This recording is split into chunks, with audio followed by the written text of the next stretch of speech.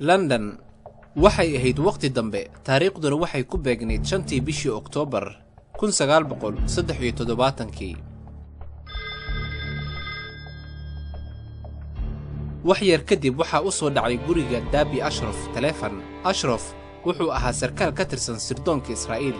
waxaa taleefanka ka soo wacay nin kale oo jaajuus ah una dhashay dalka Masar kaasi oo loogu magac daray isha warka ama Sirhaye. Sirhayaha waxay ahayd fariintiisa mid iska cad oo aan dah saarnayn. waxaan u baahanahay in aan la kulmo madaxdaada si degdeg ah. daqiiqado yar kadib Ashraf waxa uu wacay Tel Aviv si uu u kiciyo Zavi Samir madaxii hoggaanka sirdoonka Israa'iil Mossad. saacado kadib waxa uu Zamir u soo dhaqaajiyay caasimadda Britain. isla maalintaas galabteed waxaa guri ka mid ah guryaha sirdoonka Israa'iil ee London ku yaala waxa uu Zamir kula kulmay qof lagu magacaabo Sirhaye ama isha warka. Sirhayaha warbixinta uu siday waxay ahayd mid la yaab leh, laakiin waxa ka sii yaab badan Sirhayaha qofka uu yahay. Ashraf Marwan was one of the Ashraf Marwan wuxuu ahaa mid ka mid ah jaajuusiinta kuwa ugu fiican taariikh ahaan. wuxuu ahaa jaajuus lagu dayan karo, ma ahayn oo keliya qof xariif ah ee wuxuu kale uu ahaa mid aad ugu dhow wararka sirta ah. sidaasoo kale wuxuu ahaa nin qabay gabadhii uu dhalay madaxweynihii hore Jamaal Cabdinaasir. waxa uu kale uu ahaa gacanyarihii madaxweynihii talada hayay Anwar Saadaat. Marwan markii uu Zamir ugu warbixiyay in 6da bisha Oktoobar oo maalinta bari ah Masar iyo Syria ay weerar ku yihiin Israa'iil. haddaba waxa isweydiin leh sirta uu hayay Marwan ma waxay ahayd mid sax ah mise Masar waxay doonaysay in ay ku qayanto cadowgeeda Yuhuudda ah.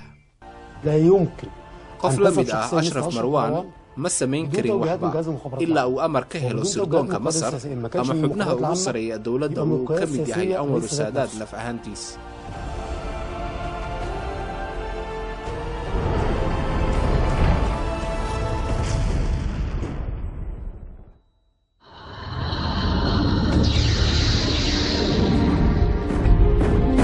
saacadu marka ay ku beegneed 2dii duhurnimo maalin Sabti ah bisha Oktoobarna ay ahayd 1973 waxay ku beegneed maalin ay qadariyaan Yuhuudda Yom Kippur ama ciidda maalinta dambidaafka. ciidamada Masar iyo kuwa Syria waxay weerar aan loo kala harin ku qaadeen Israa'iil. ujeedka weerarkaasi wuxuu ahaa sidii loo xoreyn lahaa Sinai oo ka tirsan Masar iyo buuraha Golan oo ka tirsan Syria. dhulkaasi oo Israa'iil ay qabsatay dagaalkii socday 6da bari 1967. Israa'iil ma ahayn mid diyaar u ah weerarkan kadiska ah. waxay Israa'iiliyiinta tiradooda ahayd kuwa aad u yar, halka ciidamada Masar iyo Syriana waxay ahaayeen kuwa dardar xoogan ku socday sida biriqda oo kale. So the question is, how did Israel, which scored such a spectacular... su'aasha ayaa ah sidee ayay Israa'iil oo 6 bari kaga adkaatay Masar ay u difaacan weyday dhufaysadeeda. jawaabta ayaa noqonaysa ciidamada Masar oo ka qayb qaatay dagaalkii 6 bari iyo kuwa hadda inay kala duwan yihiin. kuwa hadda jooga waxay isticmaalaan hub aad u casrisan oo lagu soo farsameeyay midowga Soviet.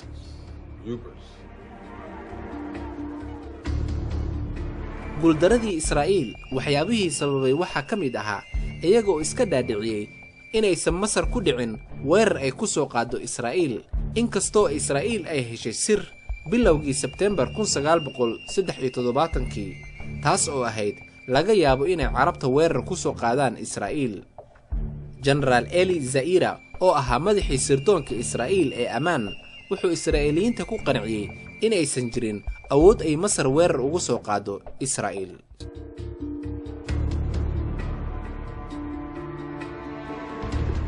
xiriirkii ka dhaxeeyay Saadaat iyo midowgii Soviet waxay u sahashay in Sovietka uu ka iibsado hub aad u tiro badan, laakiin Yuhuudda waxay ogaayeen in Saadaat aysan u suuragelin in midowgii Soviet ay ka iibiyaan hubka casriga ah taas uu doonaya Saadaat inuu helo.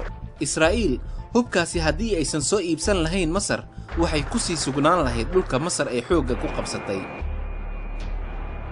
laakiin jabkii soo gaaray Masar sanadkii 1967 shacabka Masar waxay mar waliba ku taamayeen in ciidankoodu uu weerar kale ku qaado Israa'iil. يا سيدي كان في إحساس فظيع بالأزمة. waddanka dhibaato xoogan ayaa ka taagneyd. dadka waxay ka caraysanaayeen jabkii soo gaaray ciidankooda. maalin kasta waxaa fagaaraha taxriir ka dhici jiray isku soo bax iyo isku dhacyo shacbiga iyo ciidanka. shacabka waxay doonayeen in dagaal lagu qaado Yuhuudda. dawladdana waa la dhaleeceeyay in badan. ayadoo shacbiga Masaarida ay dawladda ku adkeynayeen inay weerar ku qaadaan Yuhuudda mar kale. ciidamada Masaarida waxay tiradoodu ka badnayd 1 milyan waxayna dowlatus ku hor samayn jireen maalin walba ciidamada cadowga Yuhuudda oo u jiray waxaana ka badnayd 100 kiiloomitir.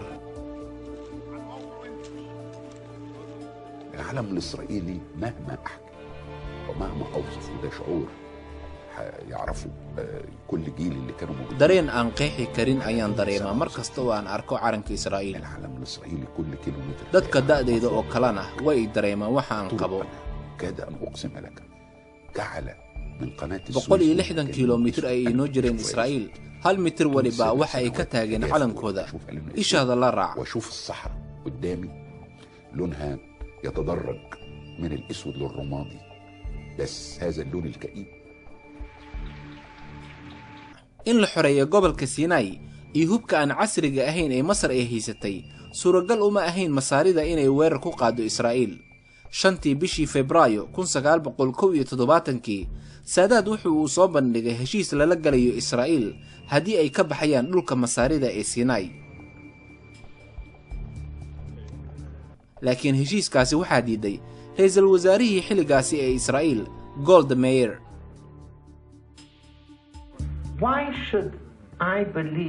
sidee ayaan ku rumaysan karaa aniga hadda ka gadaal markii la isku dayay dagaal ma jiraa shakhsi ama koox inoo ballan qaadi karta in aan si nabad ah ku kala joogayno sidii horeba. haddaba arrintu waa dagaal. Anwarul Saadaad arrintaasi waxa uu ka baarandegay qaabkii looga hortagi lahaa cadowga ku sii xididaysanaya dhulkiisa. dagaalka qorshihiisa iyo qaabka weerarka loo qaadi lahaana waxaa loo xil saaray Generaal Saad al-Shazli. qidada aan dejiyay waxay ahayd inaan ka gudubno kanaalka Suways xitaa ciidanka lugta ah ay ka gudbaan kadibna aan istaagno meel 10 ilaa 15 kiiloomitir u jirta.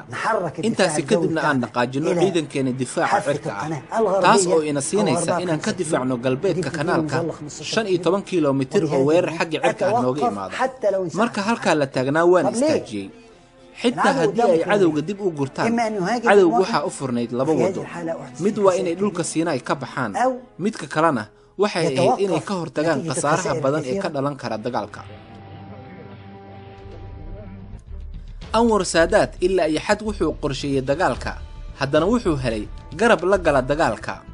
waxaa Masar soo gaaray Xaafid al-Asad oo isagana afgambi ku qabsaday Suuriya 1970. isagana wuxuu doonayay in shacbigiisa ay helaan nabad buuxda. ma ahan inaan hilmaanno Xaafid al-Asad wuxuu ahaa wasiirkii difaaca Suuriya 1967. wuxuu lahaa mas'uuliyad aad u weyn. ma ahan inaan ka reebno jabkaasi dhacay wasiirka difaaca Suuriya wixii jab ka soo gaaray ciidanka Suuriya 67. haddaba sidaasi darteed maalintii ugu horeysay ee xukunka uu qabto wuxuu naftiisa ka bariyeelay jabkii soo gaaray ciidanka sanadkii 1967. wuxuu bilaabay diyaarinta iyo casriyeynta ciidanka Suuriya qalabkooda iyo tayadooda si ay u galaan dagaalka soo socda ee Yuhuudda laga galayo. waase goorma dagaalkaasi cid garanayso ma jirto.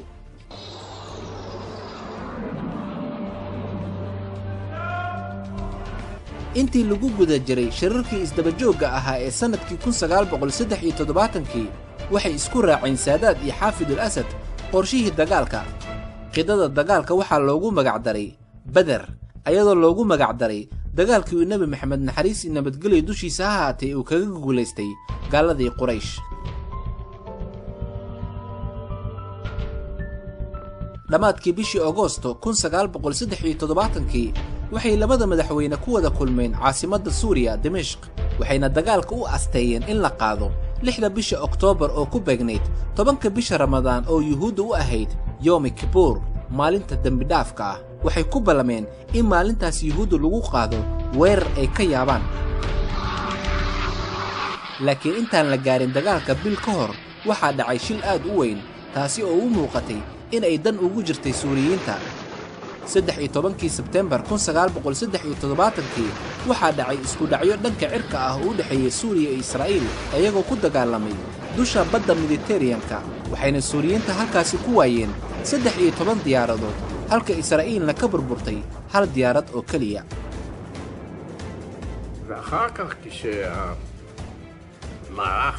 intaasi kadib waxa ay bilaabeen ciidanka Suuriyiinta in ciidankooda ay isa soo urursadaan. waxaan u qaadanay inay tahay dhoolotus ay sameynayaan ciidanka Suuriya, annaga oo moodnay inay ka caraysan yihiin shilkii dhacay darteed. ciidanka Syria waxa ay diiradda saareen dhanka buuraha Golan. waxaa sidaasoo kale galbeedka kanaalka Suez ka socday dhaqdhaqaaq la mid ah kuwa Syria ay wadeen. waxaan arkay ciidanka Masaarida oo ciidankooda aad u soo xoojinaya, isla markaana safaf aad u dhaadheer oo isku xiran ku jira. waxaan sidaasoo kale arkay ciidanka Masaarida oo samaysanaya dhufaysyo aad u sareeya. dhufaysyadaasi waxay ka dheeraayeen xagga dhererka kuweenna. waxay samaynayeen oo kale gawaarida gaashaaman oo ay soo kordhiyeen iyo gawaarida biyaha ku quusa oo dhoolotus ay ku samaynayeen. waxaan moodnay in ay tahay dhoolotus ciidan, laakiin waxay nagu dhaheen ha ka cabsanina, waa dhoolotus ay samaynayaan ciidanka xoogga Masar. 5 bilood ka hor Israa'iiliyiinta waxay isku dayeen inay heegan buuxa geliyaan ciidankooda si ay ugu hortagaan khatar kaga imaata dhanka ciidanka Masaarida. waxay maalmo kadib ogaadeen in ciidanka Masar uu samaynayo dhoolotus oo kaliya, laakiin markaani waxay go'aansadeen ciidamada sirdoonka Israa'iil ammaan iyo ciidamada militariga Yuhuudda inaysan mar dambe khasaare iyo qarash dambe iska gelin ka shakinta Masaarida ee xagga dagaalka. In a document that Amman published at noon, 5 Oktoobar waxaa soo baxay warbixin ay soo saartay hay'adda sirdoonka militariga Yuhuudda Ammaan. waxaa lagu sheegay mowqifka ay Israa'iil ka taagan tahay dhoolotuska ciidanka Masaarida inuu yahay mid dagaal buuxa ay Masaarida ay damacsan yihiin. laakiin warbixinta qaybteeda hoose waxaa lagu xusay in ciidanka Masar aysan hadda ku dhicin inay dagaal soo qaado, isla markaana ay tahay taas mid aan suurtagal ahayn. laakiin waxaasi oo dhan waxay noqdeen kuwa isbedelay. isla habeenkii gudaha London waxaa joogay Ashraf Marwan oo ahaa ninkii qabay Muna Jamaal Cabdinaasir, isla markaana ahaa xoogahayihii Anwar Saadaat. waxa uu warbixin sir ah uu siiyey xoogahayihii sirdoonka Israa'iil in weerarka uu bilaaban doono 6 galabnimo ee maalinta beri ah.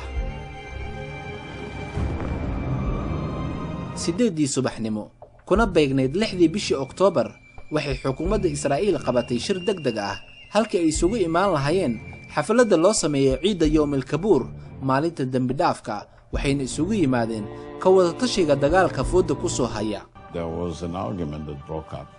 wax khilaaf ah kama taagnayn hoggaanka sare ee Yuhuudda dhanka howlgelinta ciidanka. waxa wasiirka difaaca ahaa xilligaasi Moshe Dayan wuxuu fikirkiisa ahaa in ciidanka Israa'iil ay ka hortagto ciidanka ku soo fool leh. waxay Masar iyo Syria ay oran doonaan Israa'iil ayaa weerarka inagu bilowday. waxaan inagu ictiqaadsanayn in Israa'iiliyiintu dagaalka lagu bilaabay, mana aha mid dagaal ku degdegda Israa'iil.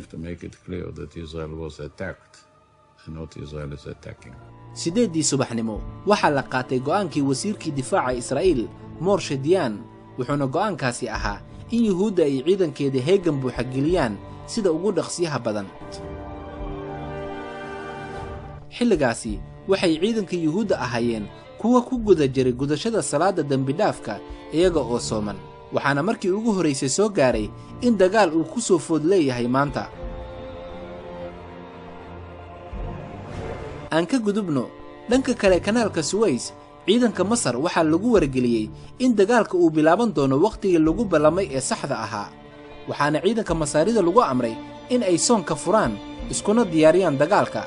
laakiin xilliga weerarka uu dhacayo wuxuu ahaa waqti hore oo ka duwan xilligii Yuhuudda loogu sheekeeyey, isla markaana iyaga ay aaminsanaayeen inuu dhici doono. taliyihii unugeenna ayaa isku keenay yeeray, wuxuu inagu wargeliyey in aan afurno maadaama aan soonnayn bisha Ramadaan. markaan soonka furnayna ma jirin qof inaga mid ah oo cabsi dhanka dagaalka ah qabay wuxuu inagu yidhi dagaal isku diyaariya maanta 2 duhurnimo haddii uu alle waddankeena ayaan xuraynaynaa ama waan dhimanaynaa tababarkii dheeraa ay ciidanka masaarida ay qaateen 6dii sano ee ugu dambeeyay waxaa weerar dhanka dhulka ah qaadi doona 5 ka mid ah dufcadihii masaarida kana gudbaya kanaalka Suez. qorshaha Israa'iil ee xagga difaacana wuxuu ahaa haddii weerar uu kaga yimaado dhanka Suez waxay ku tashanayeen dhufayska lagu magacaabo Daaf. qorshaha Israa'iil wuxuu ahaa 15 goobood kuwaasi oo ku dheerarsanaa kanaalka Suez, waxaana ciidan ahaan halkaasi Yuhuudda u joogay 450 ciidan oo kaliya. wuxuu qorshaha Yuhuudda sidaas kale u ahaa 100 taangi oo iyagana ku dheerarsanay Sinai, kuwaasi oo u soo dhaqaajin doona dhanka biyaha haddii dhib kaga yimaado dhankaasi. Israa'iiliyiintu waxay ula muuqatay inuu difaacaasi ku filan yahay isla markaana ay ka hor istaagi karaan isku day walba oo kaga imaada dhanka kanaalka Suez. waxaana bilaaban doona dhaqdhaqaaqa difaaca Daaf 2 saac ka hor inta uusan dagaalka bilaaban. wuxuuna Ashraf Marwan u sheegay Yuhuudda in uu dagaalka bilaaban doono 6 galabnimo. wuxuu ahaa mid saameyn leh. waxaa dhanka Masar ka dareemaynay ciidankoodii oo heegan buuxa ku jiray, gaar ahaan taangiyo dhaqdhaqaaqaya. wuxuuna hoggaanka masaarida amray in taangiyada ay dhaqaaqaan intaan la gaarin 4 galabnimo. shakina kuma jirin in dagaalku uu bilaaban doono 6 galabnimo. sanadkii 2002 waxaan go'aan ku gaaray inaan daaha ka qaado qofka uu yahay Ashraf Marwan. markaan sidaas sameeyana waxaan ku tilmaamay geesi qaran oo masaari ah, maxaa yeelay aragtideedu wuxuu ahaa mid basaas xoogogaal u ah xaaladda dhabta ah.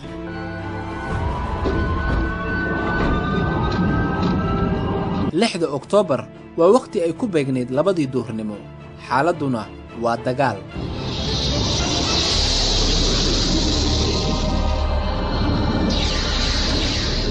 waxaa hawada galay 220 diyaaradood ee dagaalka Masar, kuwaasi oo ka kacay kanaalka Suez kuna sii jihaystay gobolka Sinai. ujeedkuna wuxuu ahaa in duqeymo xooggan loo geysto xarumaha ciidanka difaaca Israa'iil sida eerboorada, raadaarada iyo gantaalaha lidka diyaaradaha ah. waxaan ahaa mid ku duulaya joog ka kacsan dhulka 5 kiiloomitir. waxaan hoos u eegayay dhulka gobolka Sinai. waxaan arkay qarax, haddana qarax kale oo isdaba socda. Israa'iiliyiintuna waxay bilaabeen inay sawaariikh ay ku soo ridaan diyaaradaheenna waxay yoolkooda ahaa burburinta sawaariikhdaasi. ma og tahay waxay inoo ahayd farxad aan la qiyaasi karin oo aad u qurux badan.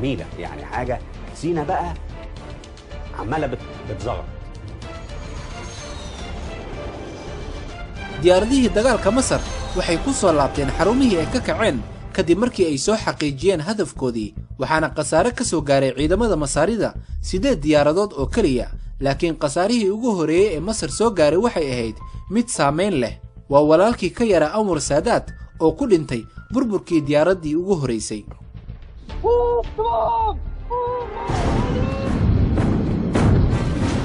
daqiiqado yar kadib markii ay soo gabagabowday duqeymihii dhanka cirka ahaa, waxaa bilaabmay duqeymo dhanka madaafiicda goobta ah oo aad u xooggan. 20 daqiiqo kadib intii uu weerarka socday, waxaa kanaalka ka gudbay ciidanka dhulka ee Masar oo gaaraya 4000 iyagoo isticmaalayay 720 doomaha yaryar, waxayna u soo gudbeen dhanka kale ee kanaalka Suez. markii uu dagaalka socday muddo dhan 30 daqiiqo, waxay Israa'iiliyiinta galeen dhufayskoodii Daaf iyagoo waqtiga ka faa'iideysanaya. waxay taangiyada Yuhuudda u soo dhaqaajiyeen dhankii ay ka soo galeen ciidanka masaarida kanaalka Suez, una jirtay 5 kiiloomitir dhanka galbeedka ah. markii ay ciidamada lugta masaarida ay ka soo gudbeen kanaalka Suez, waxay sii ogaayeen in ciidamada Israa'iil oo difaac ah ay ku soo weerartagi doonaan taangiyo. ciidamada Masarna waxay iska hormariyeen cutubyo ku dagaalama sawaariikhda Saagar 83. sawaariikhdan ayaa ah kuwa gacanta lagu qaadan karo, kuna cusbaa markaasi masraxyada dagaalada, laakiin dhab ahaantii waxay gantaaladaasi ka hortageen taangiyada Israa'iil. waxaan isweydiiyey malaayiin su'aalo ah. gantaaladan ma leeyihiin awood ay ku burburiyaan taangiyada, laakiin gantaalkii ugu horeeyey iyo taangigii ugu horeeyey ayaan ogaaday awoodda gantaalka. في درس جديد طلع في الحرب طلعوا المقاتل المصري عموما سواء عشر عصوب أيام كبرني بلوغي دقالك قار أحان عيدا كلمة مصر. يعني الدبابة المهولة دي كلها وحان دقالك كلها بغاني إن هلكي أسكري أو بربورين كرو يستطيع الفرد الواحد وعشر كي أقوينا أيام كبرنا دقالك وده الدرس الرئيسي وأنا عشر كالدنيا اللي بتدرس في الدنيا.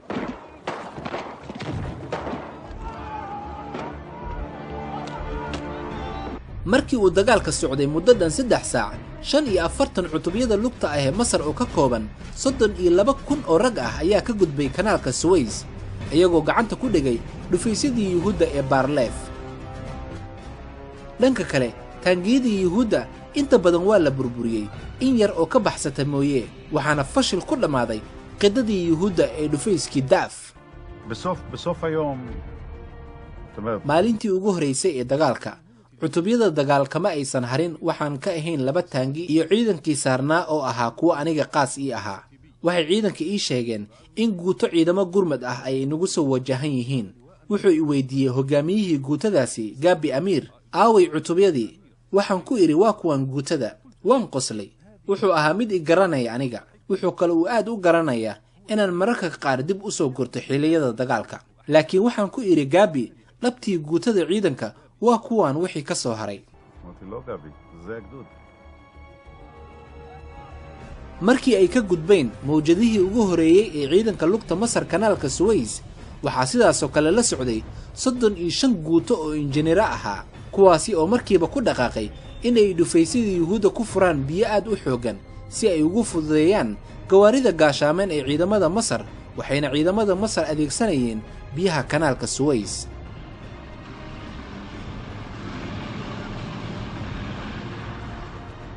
marxaladii labaad ee hortaalay injineerada Masaarida ayaa waxay ahayd inay dhisaan buundo ay ka gudbaan gawaarida gaashaaman iyo hubka culus ee ciidamada Masaarida ay siteen.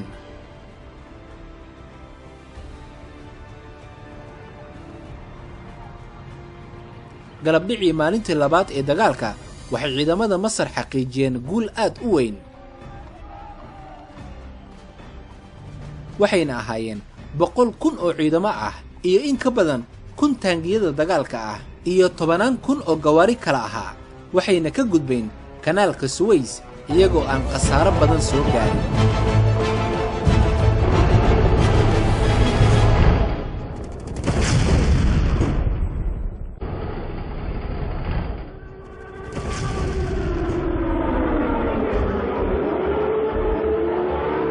labadii duhurnimo oo bisha ay ku beegneed 6 bisha Oktoobar 1973 Yuhuuddan u ahayd Yom Kippur, waxaa hal mar isqabsaday dhawaqa digniinta dagaalka Israa'iil. waa dagaal mar kale. אי שם ב-1956 כשהייתי ילד בן 6. waxa kaliya aan ka xasuustay dagaalkii 1956 waxay ahayd dhawaqa digniinta dagaalka iyadoo ay habeen ahayd. iyo waxa kaliya aan ka xasuustaa aabahay ugu hojinaya busto aad u culus isagoo ila galay god lagaga dhunto madaafiicda. maalintii Yom Kippurna saacadu markay ahayd 2 duhurnimo kadib markaan maqlay dhawaqa digniinaha dagaalka, waxaan sameeyay wuxuu aabahay sameeyay oo kale. waxaan la cararay wiilkayga oo 6 sano jir ahaa. waxaan ula cararay meesha lagu dhunto. taasi waxay ii ahayd markii koowaad oo aan ogaado inuu dagaalka bilowday. זו הפעם הראשונה שהבנתי שקיימת מלחמה. iyadoo ay ciidamada Masaarida ka soo tallaabeen dhanka kanaalka Suez, waxay ciidamada Suuriyiinta bilaabeen inay u soo dhaqaajiyaan dhanka buuraha Golan. waxaan u dhaqaajiyay dhanka madaxweyne Xaafid al-Asad, wuxuuna igu yiri alla awoodiisa waxaan bilaabaynaa dagaalka. waxaan kor u qaaday taleefanka, waxaana amray hoggaanka dagaalka aniga oo ku iri waa xilligii dagaalka Badr. Badr Badr Badr Badr Badr. waxay bilaabeen diyaaradaha dagaalka Suuriya oo gaaraya 150 diyaaradood duqeymo aad u xoogan ayagoo oo garaacay goobihii Yuhuudda ay ka deganaayeen buuraha Golan.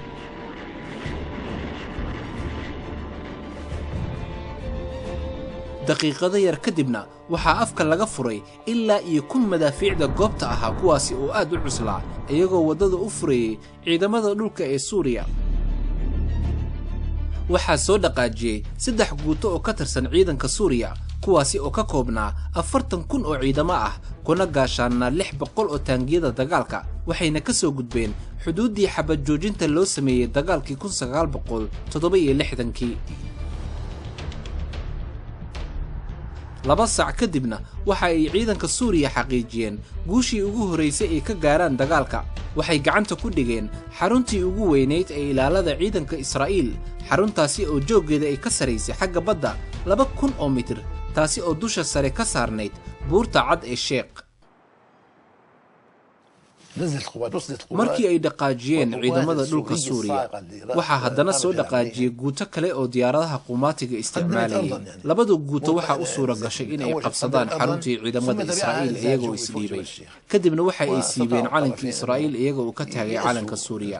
taasi waxay noo noqotay war farxad badan oo aan helno saacaddii ugu horeysay. هاي كان أجمل خبر تلقيناه في الساعة الأولى. intii lagu guda jiray dagaalka ciidamada Suuriya ee ku duula dalaayadaha waxa ka garab dagaalamayay ciidamo commandos ah kuwaasi oo u dhashay Falastiin. ma qiyaasi kartaa dareenkaygu wuxuu ahaa waa markii ugu horeysay aan gumaysano gumaystaha Israa'iil.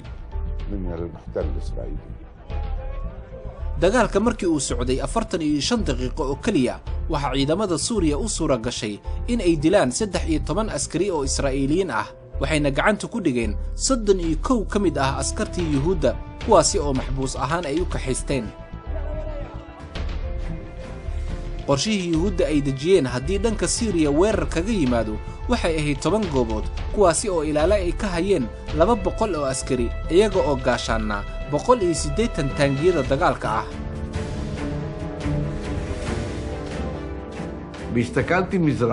waxaan eegay dhanka galbeedka waxaana arkay boor iyo qiiq isqabsaday waana gartay inay yihiin raxan taangiya ah. mar kasta ay noo soo dhowaadaan aragtidooda mugdi ayaa inaga galayay. waxaan bilownay inaan madaafiic ku ridno ugu yaraan 4 ilaa 5 kiiloomitir ayaan isku daynay inaan ka hor istaagno inay noo soo dhowaadaan. markii ay noo soo jirsadeen meel aan ka burburin karnana waxa ina qariyay qiiq iyo siigada cirka galay. habeenkii ugu horeysay ee dagaalka taangiyada ciidamada Suuriya waxa ay dhex jireen xuduudihii ay isku horfadhiyeen iyaga iyo Yuhuudda waxayna ciidamada Suuriya ay gacanta ku dhigeen magaalada Qunaydarah oo caasimad u ah buuraha sare ee Golan, taasi oo Yuhuudda ay ka qabsatay dagaalkii 6 beri. xilli ay galabtii ahayd guutadii 7aad ee ciidamada Suuriya ayaa qabsaday magaalada Qunaydarah. in yar kadibna guutada 9aad ayaa iyagana gacanta ku dhigay magaalada Qashniyah. intaasi waxaa sii dheereed waxa ay xaqiijiyeen ciidamada ku gaashaaman taangiyada Suuriya inay gacanta ku dhigaan 30% koonfurta buuraha Golan. intii lagu guda jiray dagaalka waxay Suuriya hanteen guulo aad u waaweyn, laakiin wax lala yaabo ayaa dhacay. waxa amar ka yimid caasimadda Suuriya Dimashq, taasi oo ciidanka lagu amray inay istaagaan halkooda isla markaana dib isku habeeyaan iyo in weerar cusub la qaado aroorta hore. waxa ciidamada Suuriya hortooda ahaa wadada waadiga Urdun oo ay isticmaalaan ciidanka Israa'iil iyadoo aan wax ciidan ah waardiye ah joogin. wax yar haddii ay dhanka galbeedka u dhaqaajin lahaayeen waxay dhexda ka istaagi lahaayeen bartamaha caasimadda Israa'iil. markii uu dagaalka socday saacado in ka badan 4 milyan oo Israa'iiliyiin ah ayaa dagaalka isku diyaarshay. sidaasoo kale ciidamada kaydka Israa'iil ayaa tagay xarumihii ciidamada iyagoo isxaadiriyay. ciidamada Suuriya waxay ogaayeen in ciidamada Israa'iil ay u baahan yihiin 15 saacadood si ay u soo gaaraan buuraha Golan, laakiin ciidamada Suuriya ma aysan dhigin difaac ka hortaga ciidamada Israa'iil.